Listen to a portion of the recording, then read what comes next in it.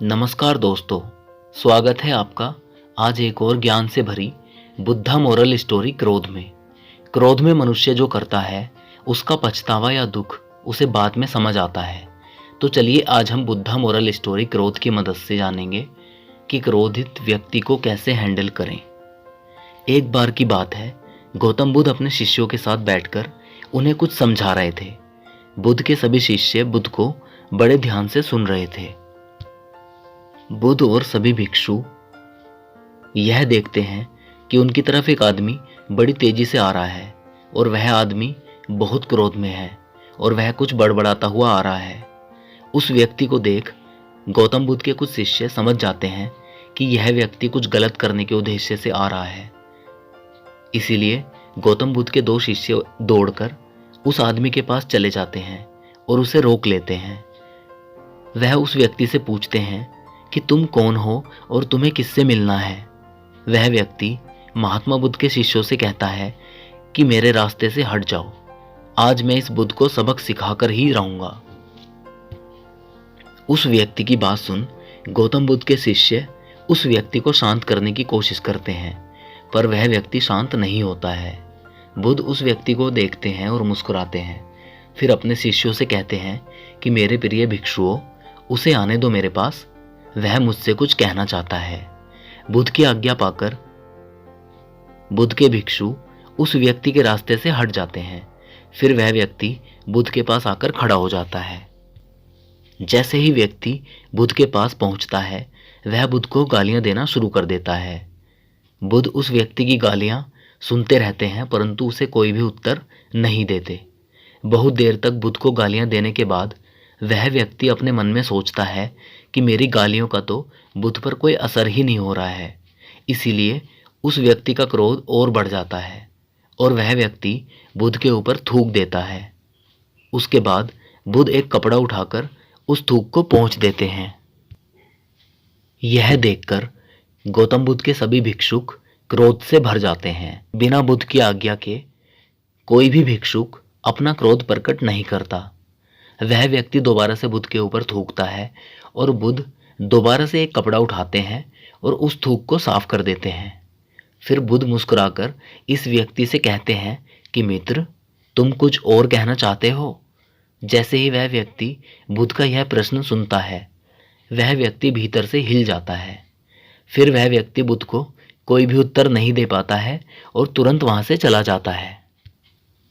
बुद्ध के सभी भिक्षुओं के मन में यह प्रश्न चलता रहता है कि उस व्यक्ति ने बुद्ध का इतना अपमान किया, लेकिन बुद्ध ने उस व्यक्ति को यह क्यों कहा कि क्या वह कुछ और कहना चाहता है।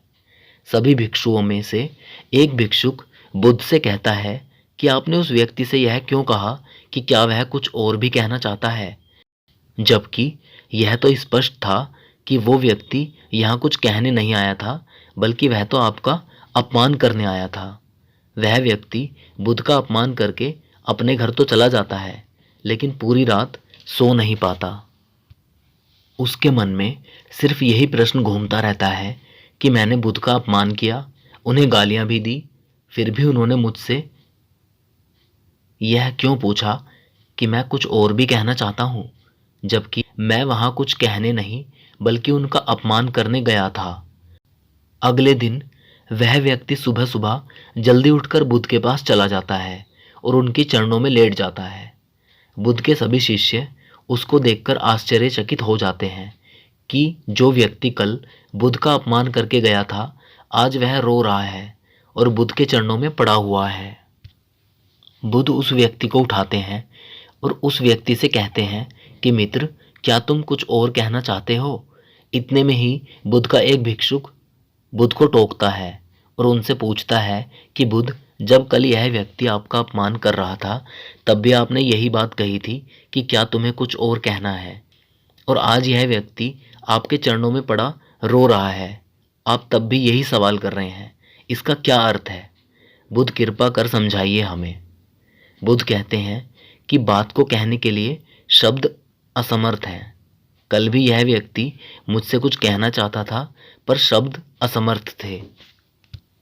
इसीलिए क्रोध में आकर उसने मुझ पर थूककर वो बात मुझसे कहने का प्रयास किया, और आज भी शब्द असमर्थ हैं और उसकी जगह इसके आंसू कह रहे हैं जो यह कहना चाहता है।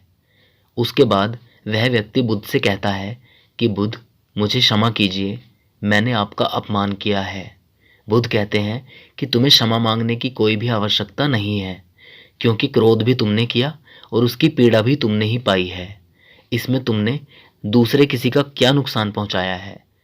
बुद्ध अपने सभी भिक्षुओं और उस व्यक्ति से कहते हैं कि क्रोध जलते हुए अंगारे की तरह है, जिसे हम अपने हाथ में पकड़ते हैं, किसी और पर फेंकते हैं, लेकिन हम यह भूल जाते हैं कि सबसे पहले उस अंगारे से खुद का ही हाथ जलता है।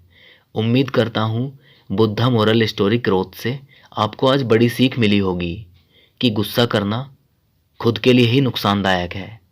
हम उससे किसी और का नुकसान नहीं करते, बल्कि खुद का ही नुकसान करते हैं।